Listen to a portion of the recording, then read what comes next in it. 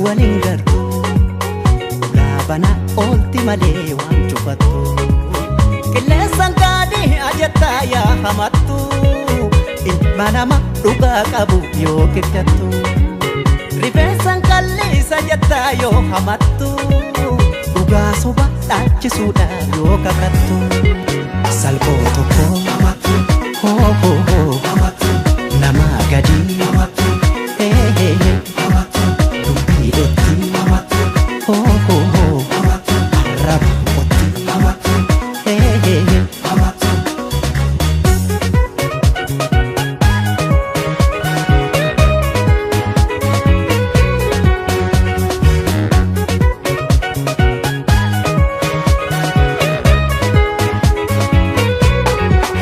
Sobajaju beekta haqas dabsu yaalta arrabaan akkaakta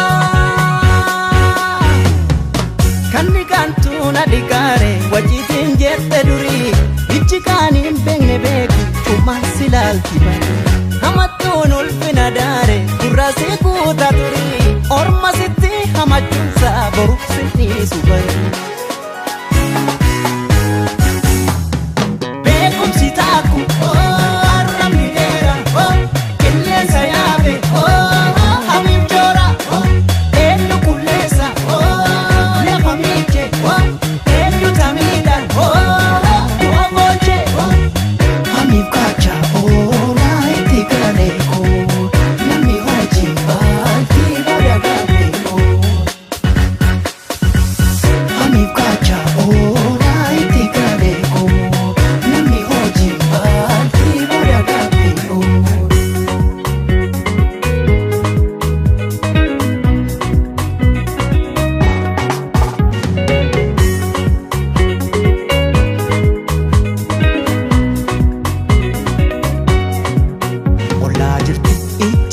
waliin gartu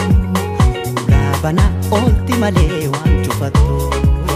qilleensaan gaadii ajattaa yaa hamattu ilma nama dhugaa qabu yoo kibjattu rifeensaan qalliisa jettaa yoo hamattu dhugaa soba dhaachisuudhaaf yoo kakattu barsii gadi hoo hoo hoo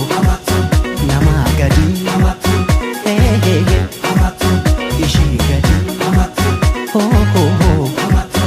isaas gadi